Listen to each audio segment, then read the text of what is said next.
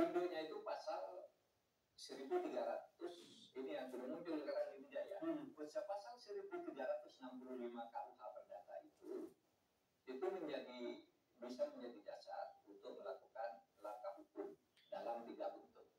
Pasal 1365 itu bunyinya perbuatan melawan hukum yang merugikan orang lain, mewajibkan orang yang melawan hukum itu, mewajibkan orang yang melawan hukum itu untuk memberi ganti rugi. Perdata. Nah, melawan hukum itu apa? Melawan hukum satu, melanggar undang-undang dalam hati materi peraturan undang-undangan. Makanya tadi harus ada tata kelolanya ya. Melanggar hak seseorang, hak subjektif seseorang. Lalu melanggar kewajiban hukum. Ya, wajib berhati-hati. Kok tidak berhati-hati Anda gitu? Kan kewajiban hukum. Kemudian melanggar kesusilaan, oke, kita melanggar kepatutan dan melanggar asas kehati-hatian tadi ya, termasuk kewajiban hukum, wajib berhati-hati juga. Nah, oleh sebab itu, ini kasus perdata bisa 3 langkah ditempuh. Satu, orang yang menjadi korban bisa langsung menggugat penyelenggara. Kenapa? Anda kalau melakukan perbuatan melawan hukum, kenapa? Anda tidak hati-hati. Anda ceroboh, gitu kan bisa, misalnya. Atau Anda tidak sesuai dengan yang dijanjikan atau apa, kan bisa. Perdata itu korban langsung. Lalu bisa namanya class action, orang bersama-sama yang sama-sama menjadi korban. Ada korban, keracunan berkelompok, itu ya, jadi class action, maju ke pengadilan, juga. Tapi ada juga yang istilahnya citizen lawsuit. Citizen lawsuit itu artinya orang melakukan gugatan meskipun dia tidak rugi langsung, tapi dia demi kepentingan umum. Itu bisa. Gitu. Seperti makan ini, ini kepentingan rakyat nih. Nanti kalau ini biarkan, buka ke pengadilan. Apa yang diminta? Tuntut. Harus begini. Termasuk bagaimana juga nanti pengembangan kebijakan. Iya pasti. Kalau citizen lawsuit itu pasti ujungnya minta perubahan kebijakan, harus ke tata kelola gini dengan standar-standar yang misalnya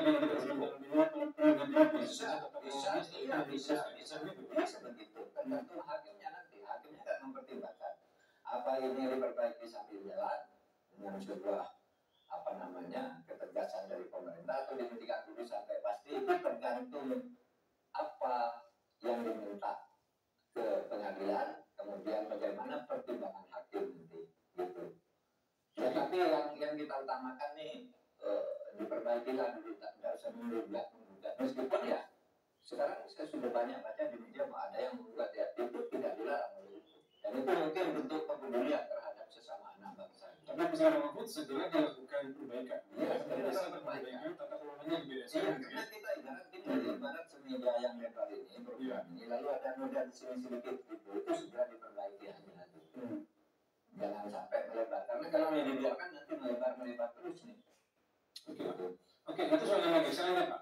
Dan juga ada pertanyaan follow Pak Mahfud dan juga dimention ke berbagai media sosial soal pendanaan terhadap aktivis yang berdemonstrasi pada akhir Agustus kemarin. Mereka yang tersangkakan dengan dituduh melakukan provokasi dalam demo dan kemudian berujung kerusuhan itu. Nah, ini menarik Pak, karena beberapa tokoh seperti misalnya dari Gerakan Ormas Bangsa, teman-teman Mahfud juga dari Muslim Tentunya, ada Muslim Hakim Sefir dan segala macam itu sudah terkait dan mengatakan bahwa kami menjamin, ya, terutama aktivis yang misalnya dari Proyekto, kemudian ada si Faruzi yang di Jogja, dan aktivis itu yang sampai sekarang masih ditahan. Tapi oleh polisi itu tidak dihiraukan. Menurut Mahfud, benarkah polisi itu tidak sampai sekarang ini? Ya tergantung kasusnya. Kalau saya melihat ini yang masuk ditangani polisi lebih dari 900 sepertinya. Ya, yang terus ada Pak 900 lebih. 900 lebih.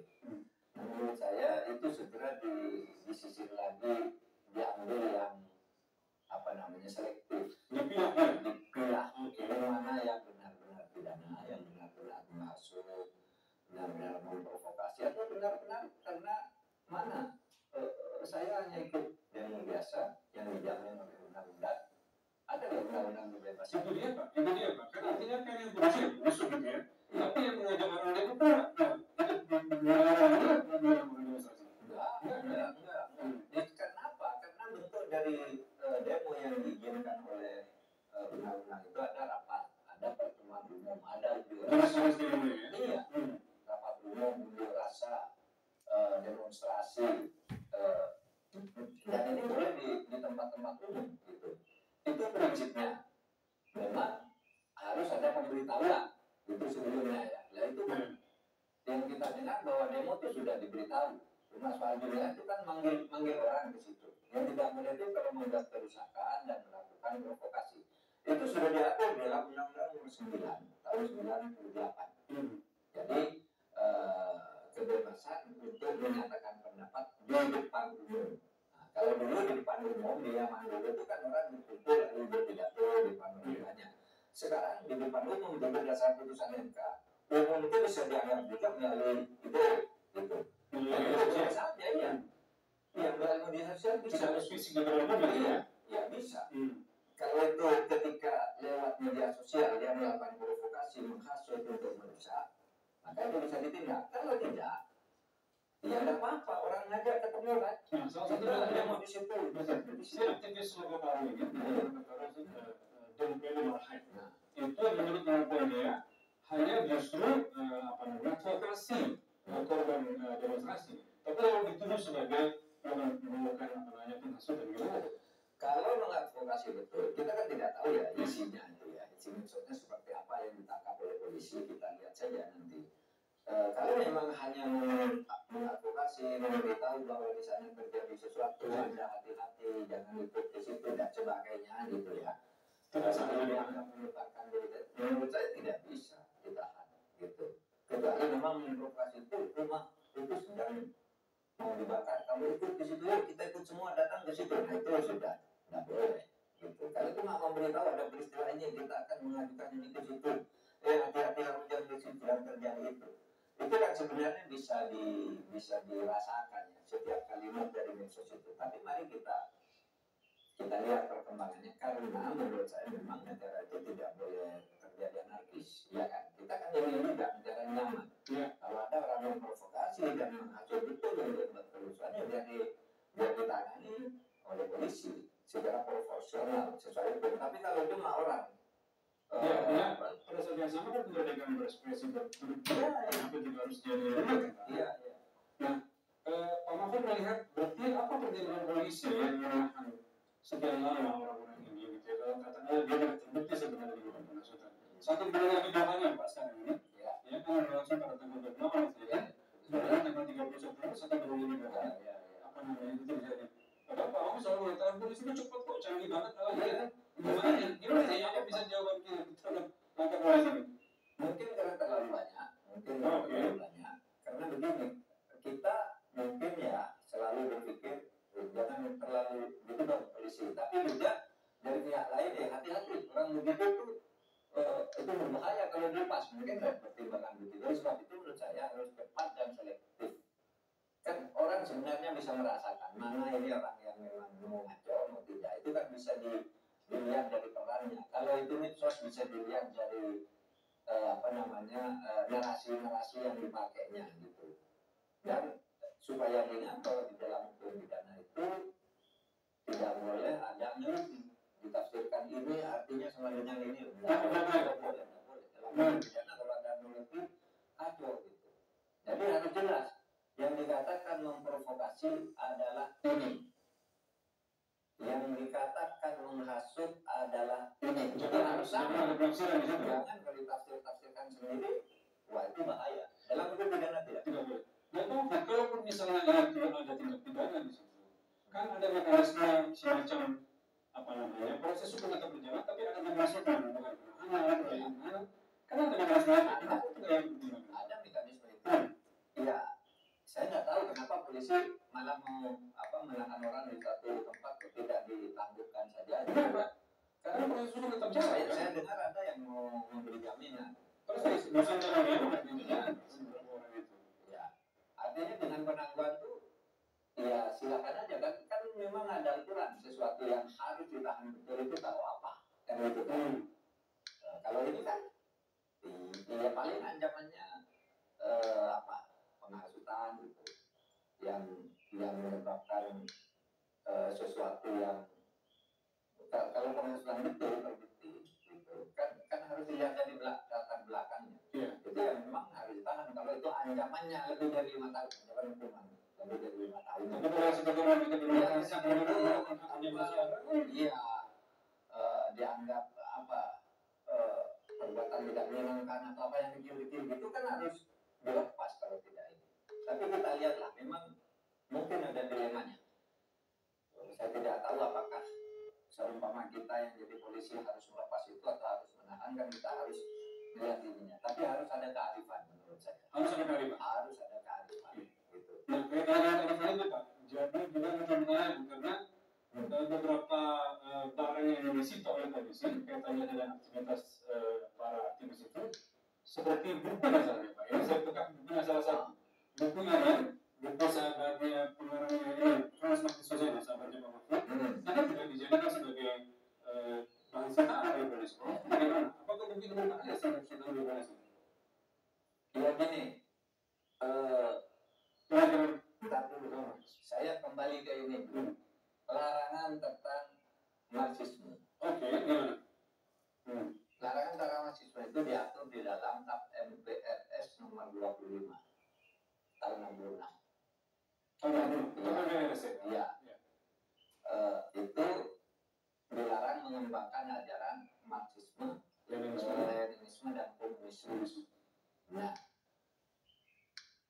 itu dilarang di tahun 66 sesudah peristiwa G30 SPKI, tetapi pada tahun 2003 diperbarui lagi bahwa ini termasuk yang masih berlaku TAP nomor 25 itu. Tetapi tetap penjelasannya itu hanya dilarang kalau dijadikan sebuah gerakan politik. Kalau dijadikan sebuah gerakan. Kalau untuk bacaan, pengembangan ilmu pengetahuan, studi itu sama sekali tidak dilarang.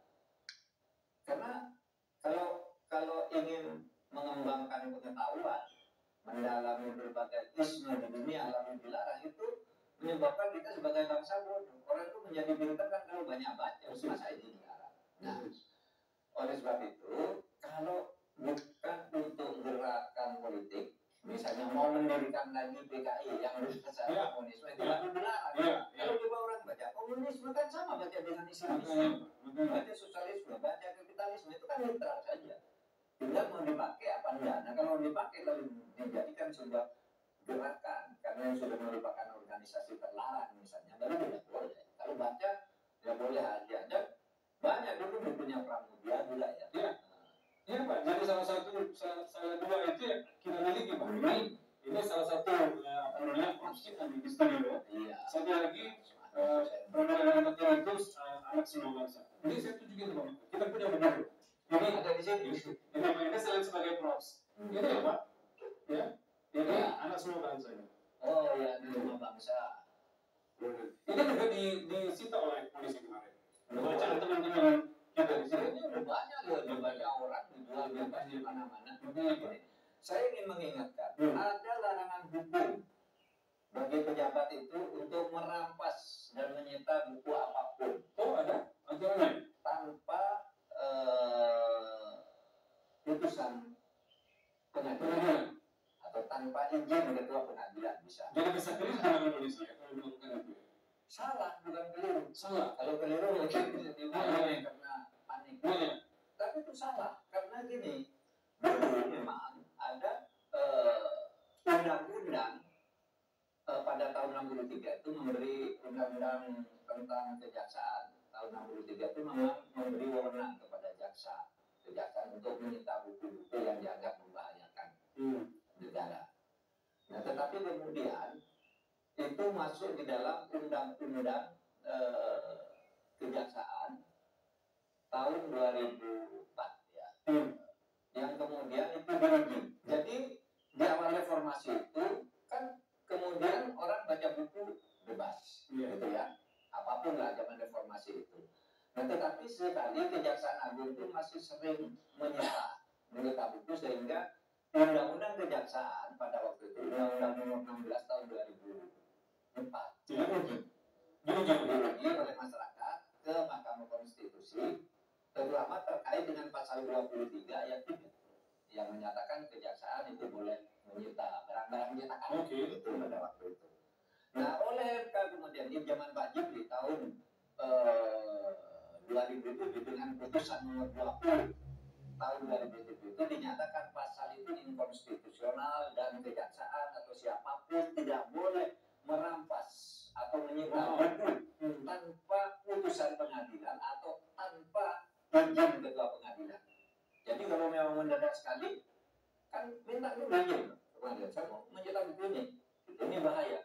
Bahayanya jangan bahaya karena isinya. Kalau isinya nggak boleh dianggap bahaya. Isi itu mitra. Apalagi kalau digunakan, kalau isinya itu buku ini digunakan untuk memprovokasi orang, tindakannya menggunakan buku ini yang bisa bukunya dirampas.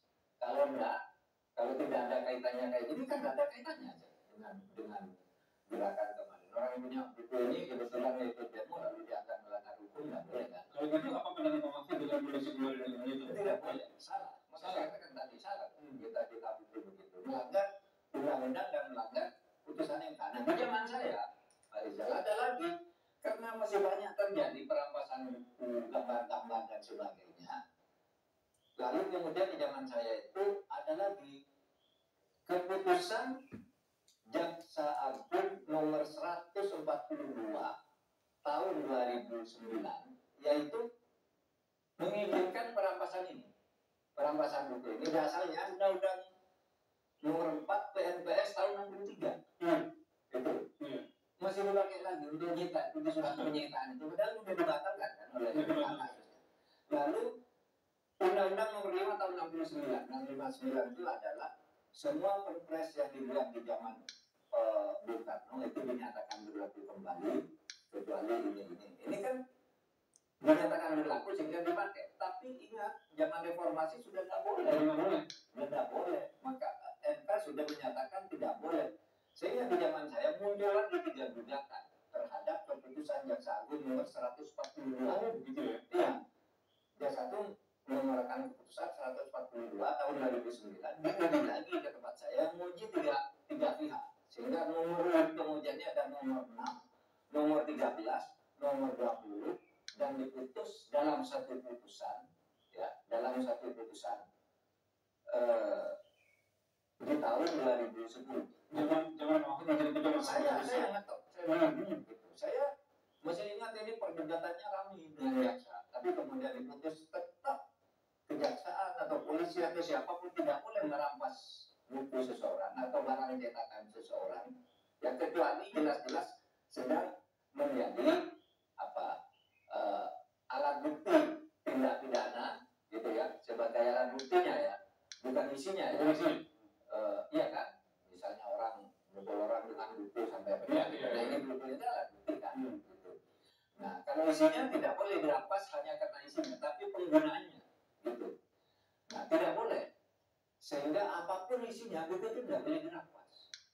Itu hak paling dasar seseorang untuk tahu, untuk mengeluarkan ilmu, untuk memperoleh informasi dan sebagainya. Itu sudah dilindungi oleh undang-undang. Sekarang hanya di satu pasal.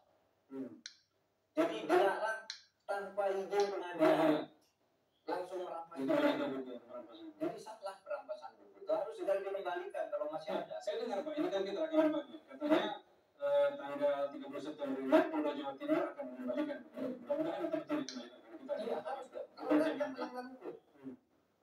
Bahkan dulu ketika saya memutus perkara nomor 6 itu, pengajunya namanya Darmawan ya, mantan pegawai kereta api, nulis buku judulnya itu 6 Jalan Menuju Tuhan.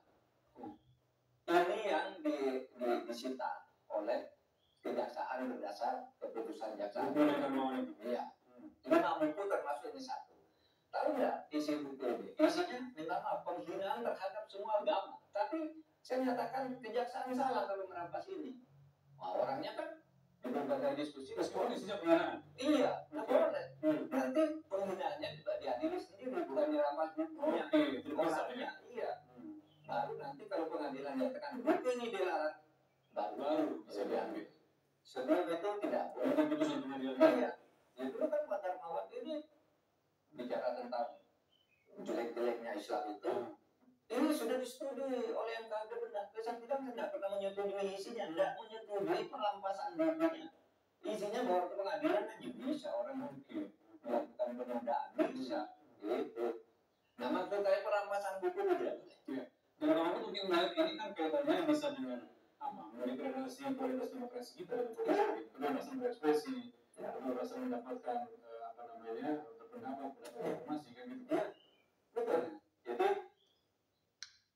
saya ingin kita ingin menegaskan kembali bahwa kebebasan untuk mengungkapkan pendapat di depan umum dengan segala variasi depan umum, kalau sekarang apa sih itu tidak melalui dan sebagainya, itu dijamin oleh undang-undang karena itu merupakan hak asasi manusia yang dulu muncul saat ada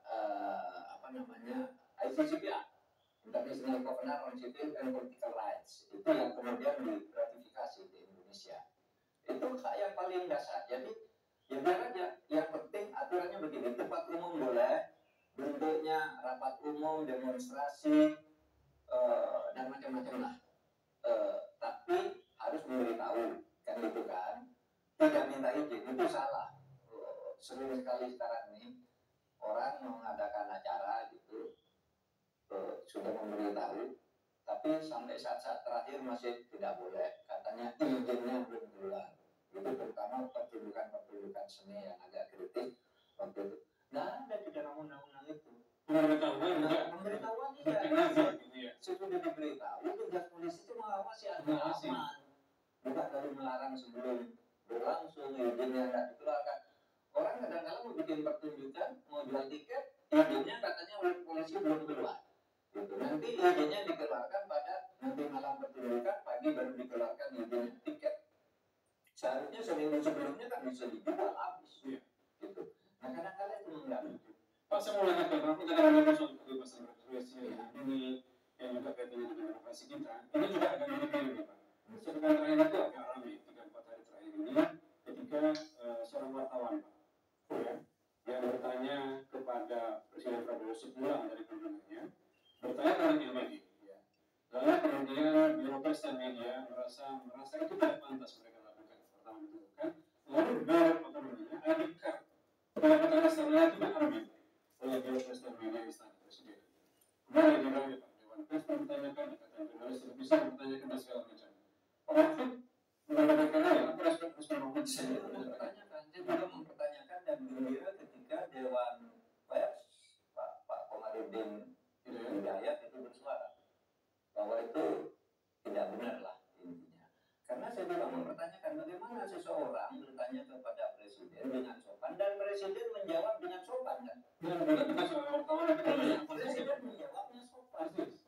Ketika ada anak buah yang dibawa ini lalu mengambil tindakan sepihak untuk mencabut, Presiden kan menjawab kan sopan pada waktu itu. Pak bilang, ya nanti saya panggil nanti segera rapat kita evaluasi. Gitu. Jawabannya baik sekali dan pertanyaannya tepat gitu. Kok tiba-tiba ada orang yang melihat meskipun itu betul yang seperti yang dijelaskan itu kan hanya kartu untuk meliput istana, gitu. Bukan kartu pers untuk meliput kegiatan. Memangnya kalau ke istana nggak boleh mengajukan pertanyaan tertentu. Justru kalau wartawan yang hebat itu wartawan yang berani bertanya begitu.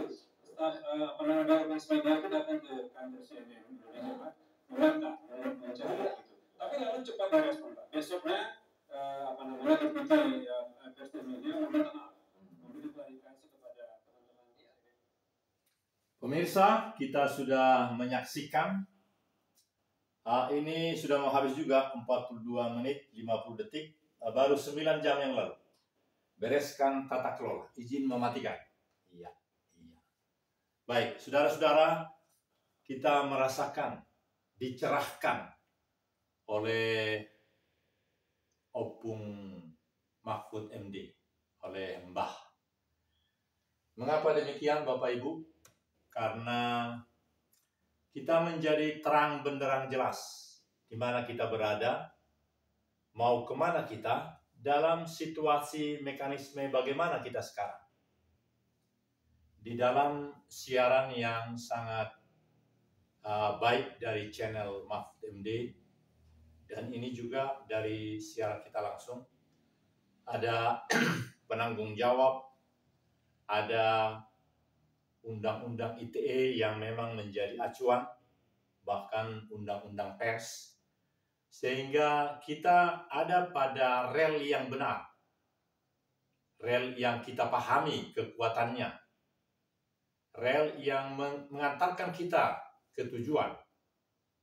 Bahkan ketika kita ada dalam gerbong kereta api ini, gerbong kereta api nomor 4 dekat dengan restorasi, nomor 4 gerbongnya, tempat duduknya nomor 13A, itu berarti dia mempunyai landasan, dia mempunyai persyaratan yang komprehensif.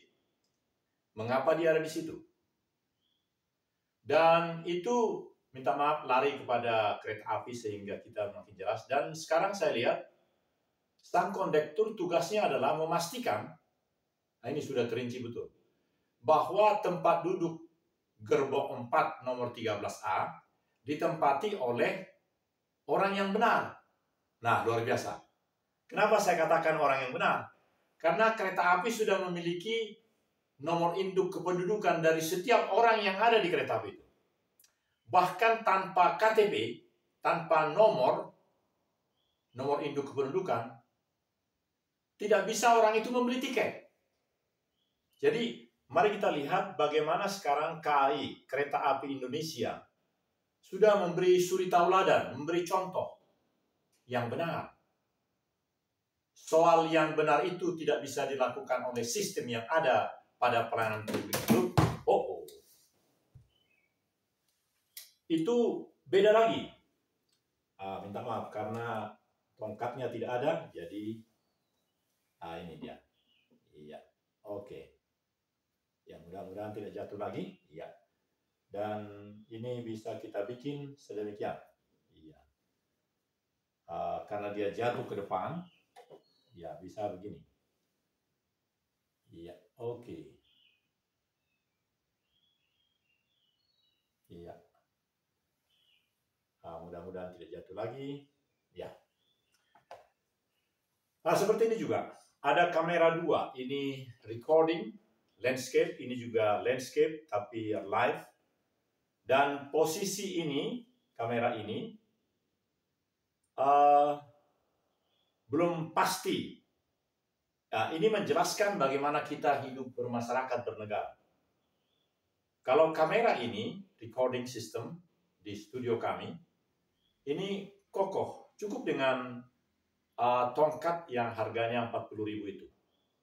Jadi bahkan di rumah ini ada beberapa, tapi yang kamera 2 ini sedemikian rupa memang hanya saya letakkan.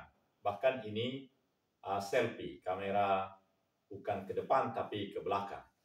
Nah, saudara-saudara, ini juga menjelaskan bagaimana kedudukan dan kepastian hukum dan keberadilan, bahkan kebertuhanan yang akan kita wujudkan dalam hidup kita, Bapak Ibu.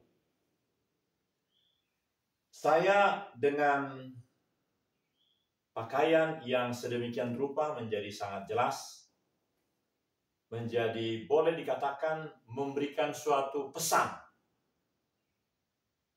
Pesan yang memang mau disampaikan oleh sumber pesan ini. Pesan ini yang akan disampaikan melalui 2 kamera ini. Bahkan ini sudah terhubung dengan siapapun yang menjadi subscriber daripada channel ini. Artinya notifikasi itu sudah langsung hidup menyala pada subscriber itu. Kecuali subscriber itu sendiri mematikan, meng-off-kan fungsi daripada notifikasi. Jika dia masih terlihat di dalam device-nya itu mengaktifkan notifikasi, pasti itu langsung menyala. Bahkan bersuara, ada yang bersuara, ada yang bisa di-off-kan suaranya. Jadi itu langsung ada tanda dengan selembar kegiatan kita ini, ada foto atau paling tidak ada asosiasi mediator sedang live begitu, itu akan ada pada mereka. Itu sebabnya youtube.com memberikan fasilitas itu kepada siapapun di seluruh dunia yang memang telah melampaui apakah 1.000 subscriber atau 16.000 atau berapapun. Jadi sudah jelas siapa yang bisa live seperti ini, siapa yang tidak diberi otoritas itu, ada. Dan itu harus dipahami melalui apa yang diuraikan oleh youtube.com secara global. Dan setiap orang di global ini haruslah membaca itu, memahami itu. Misalnya, ada yang disebut di dalam peraturan global itu, atau youtube.com itu, bahwa setiap membuat video itu harus dipastikan apakah itu disiarkan juga untuk anak atau tidak. Ini penting. Kenapa? Karena menurut hukum, tidak usah terlalu besar, hukum Amerika, siaran untuk anak itu sangat dibedakan dengan yang bukan anak. Jadi, karena ini perusahaan UMKM di Amerika sana, saya kira sudah tidak 50 lagi negara bagian. Kita saja dahulu hanya 27, sekarang sudah 34. Nah, jadi negara-negara bagian di Amerika itu ada undang-undang yang memang undang-undang dari United States. Tetapi ada juga yang menjadi undang-undang yang makin difokuskan oleh negara-negara bagian. Meskipun dalam kebersamaan ada undang-undang federal yang memang menjadi tuntunan. Nah, demikian juga kita. Fasilitas streaming ini yang diberikan oleh youtube.com bukan punya Indonesia, bukan punya UMKM Indonesia.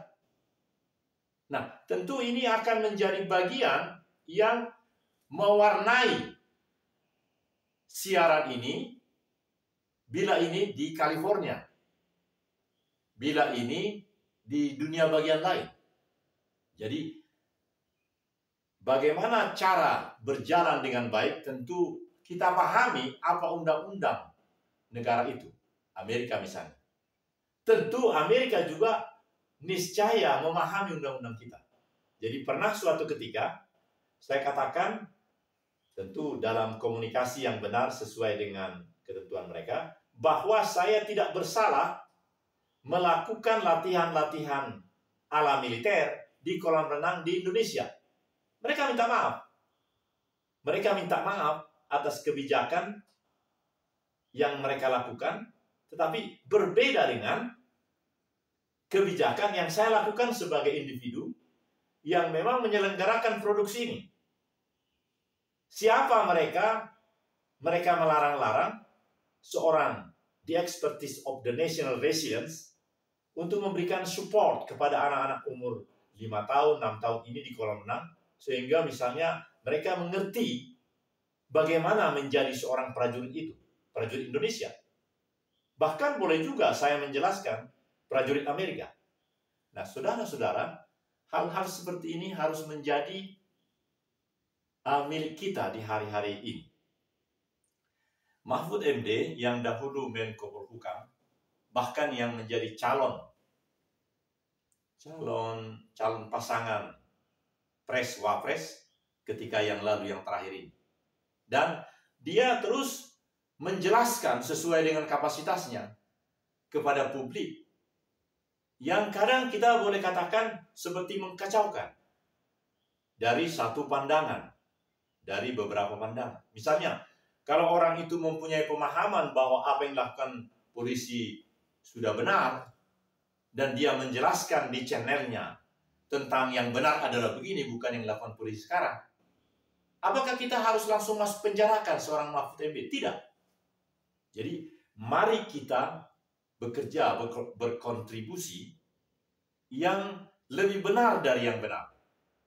Jadi, apakah cukup berita terpercaya?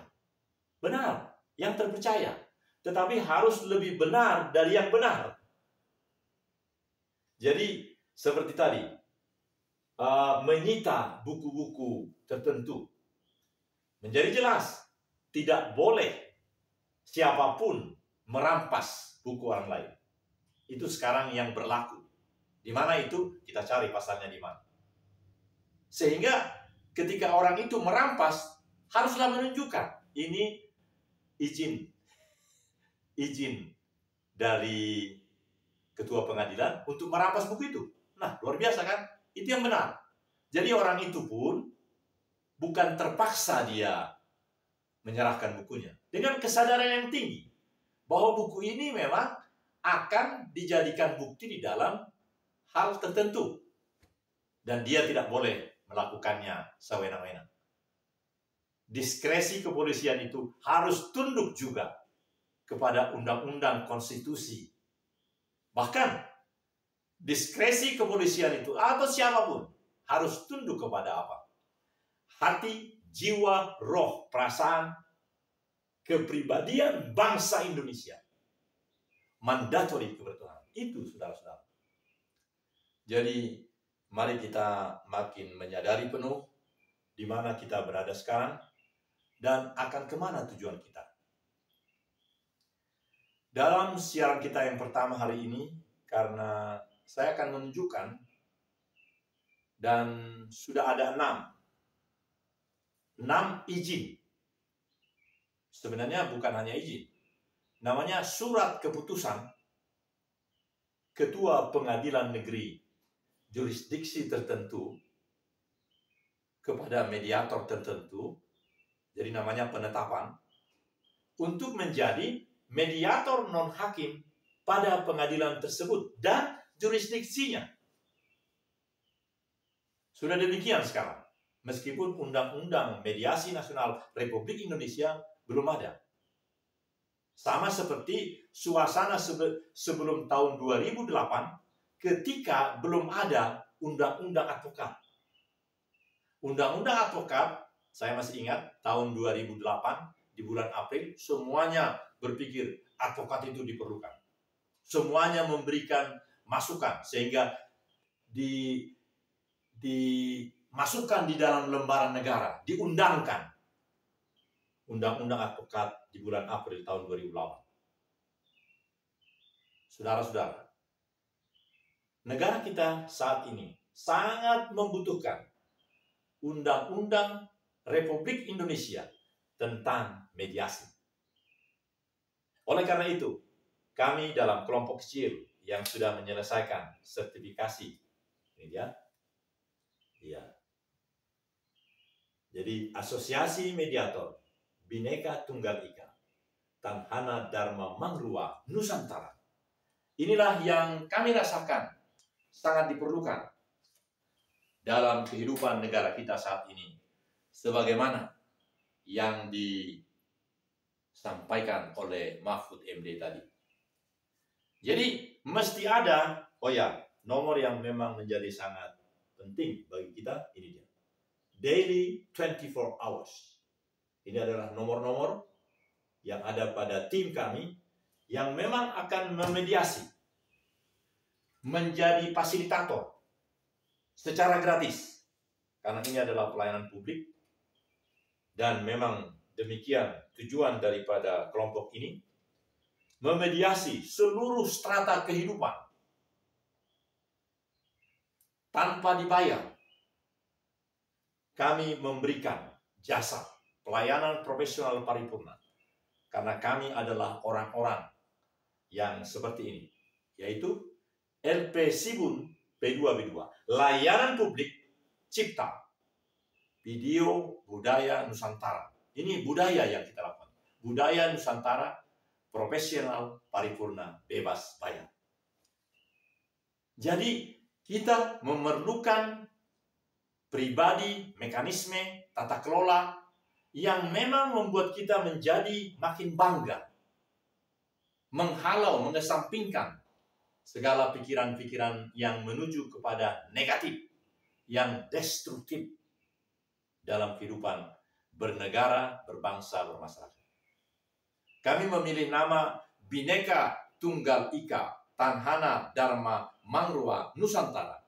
7 kata ini memang kata-kata yang sangat menjadi mendobrak, mendorong, mendinamisir supaya kehidupan strata masyarakat dimanapun boleh makin ada pada kontribusi yang konstruktif. Jangan kontribusi yang destruktif. Selalu kalau melihat segala sesuatu, apa jeleknya dan apa yang bisa memblow up keadaan ini, karena saya merasa tidak nyaman dengan keadaan ini. Tidak begitu. Tapi apa kontribusi saya, kontribusi kami, supaya keadaan ini makin dirasakan jadi kebaikan bagi banyak orang. Seperti dikatakan tadi, apa dasar-dasarnya supaya kerancuan yang sekarang tentang makan gizi gratis ini bisa ada jalan keluarnya. Jalan keluarnya tadi makin jelas.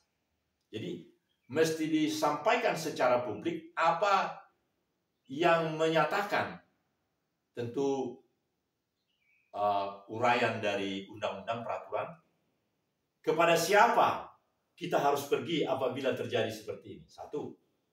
Bagaimana, apakah bisa dipidanakan? Bisa.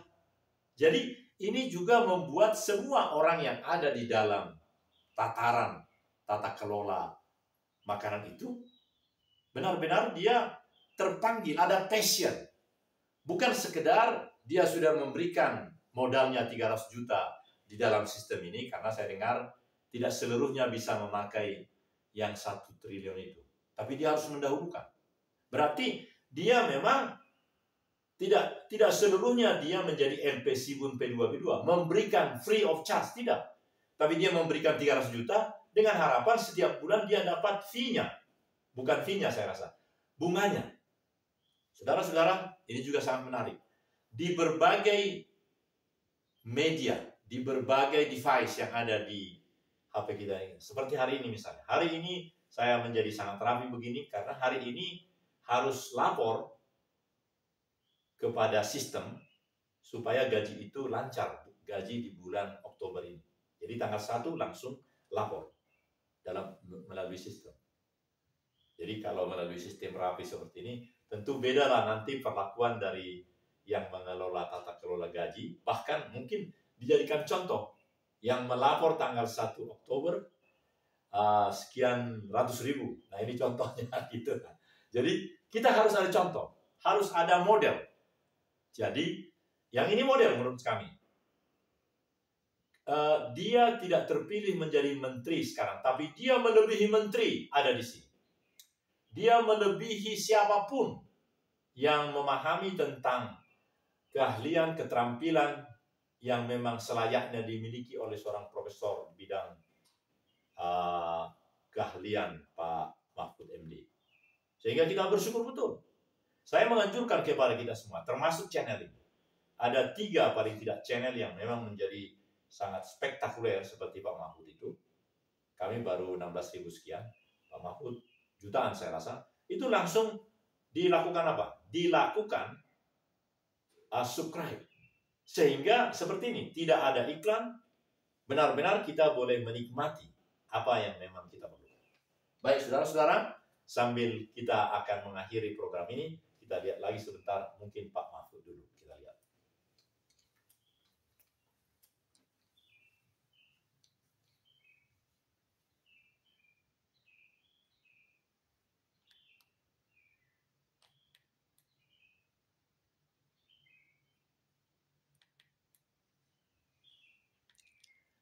Ya, saya sudah besarkan suara. Kan nggak boleh begitu. Iya, mudah-mudahan tidak terjadi.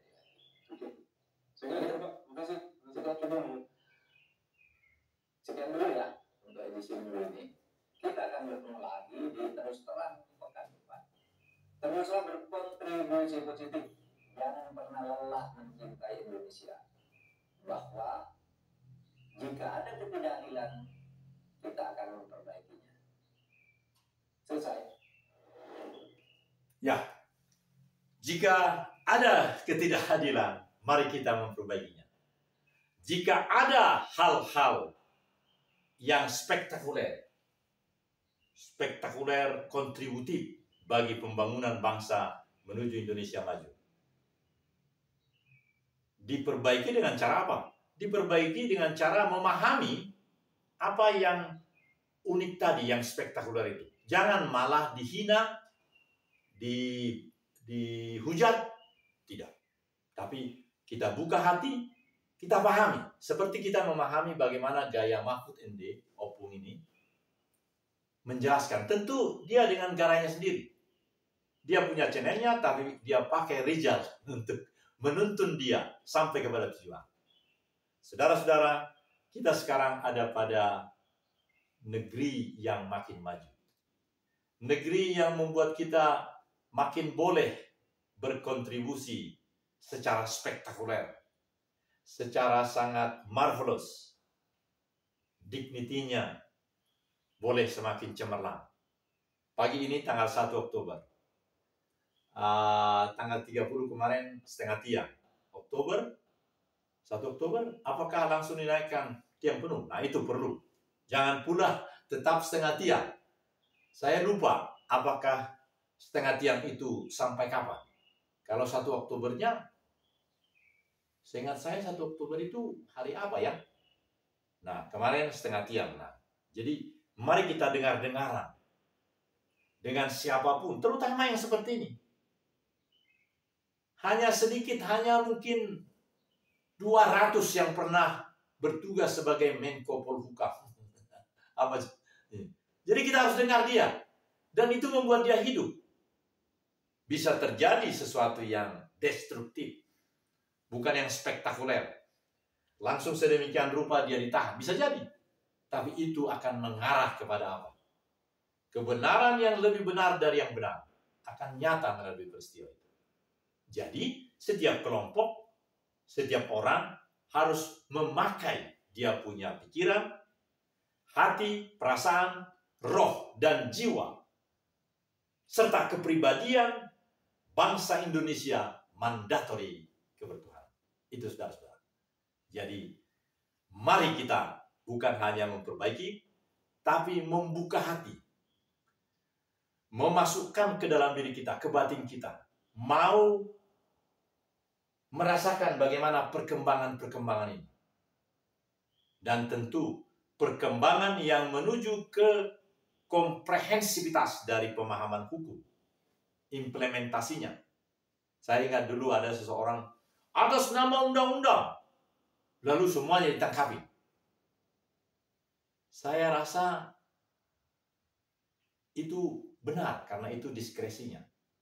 Tetapi yang lebih benar lagi adalah bahwa sedemikian rupa dia datang dalam event itu, dia memperkenalkan dulu diri, lalu menurut kami, orang yang paling tua dalam pertemuan yang menyangkut 30 orang itu, karena itu tentu ada tujuan dari pertemuan itu, dia menjelaskan.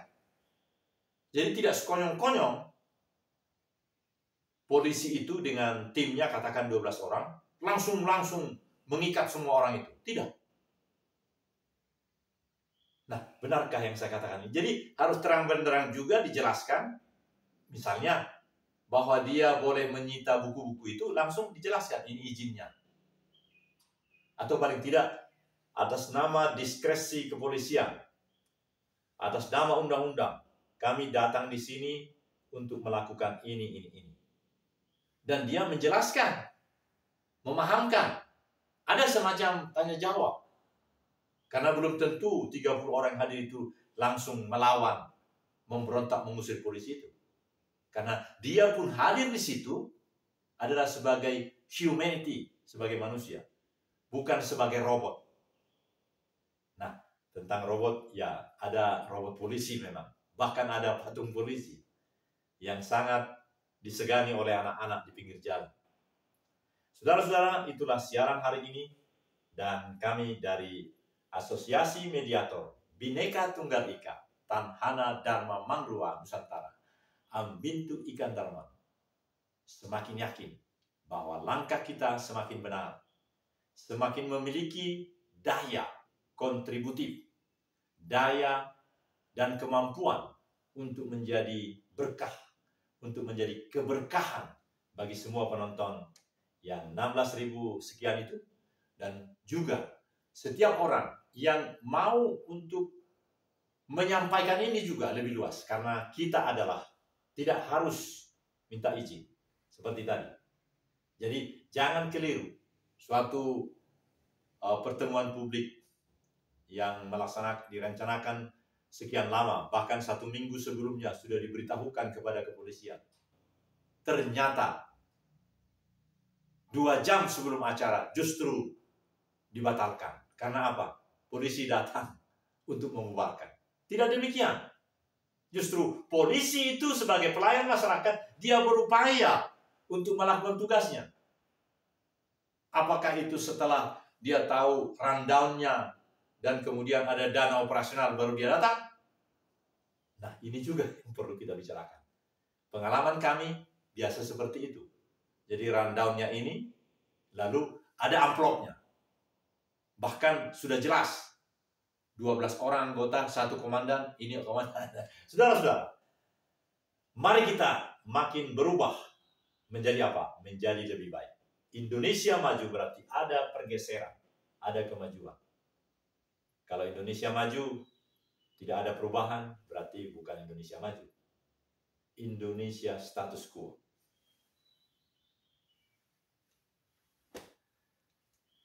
Kita hentikan dulu ini. Iya, oke. Iya, saudara-saudara. Jadi ada 2 yang terjadi ini. Ya, ini dia. Jadi ada streaming ini sampai dengan cukup panjang ini, dan juga ini adalah recording.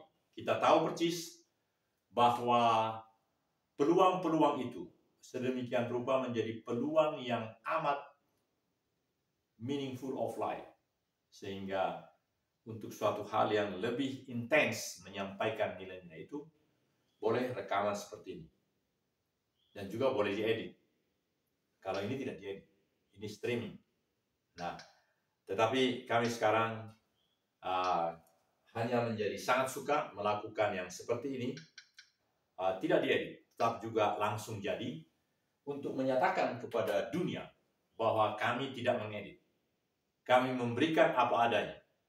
Kami memberikan komprehensif, tidak ada edit. Sehingga sungguh-sungguh kita menjadi pribadi-pribadi sesuai dengan apa yang dituliskan 80 tahun yang lalu, khususnya alinea 4 pembukaan Undang-Undang Dasar 1945. Indonesia cinta perdamaian abadi. Indonesia cinta perdamaian abadi. Mari sama-sama kita ucapkan, karena itu salah satu dari 5 alinea yang sungguh amat dahsyat. Sama-sama, 1, 2, 3. Indonesia cinta perdamaian abadi. Saya, Daniel Togar Maningan Sinaga, dari Perkumpulan Asosiasi Mediator Bhinneka Tunggal Ika, Tanhana Dharma Mangruat.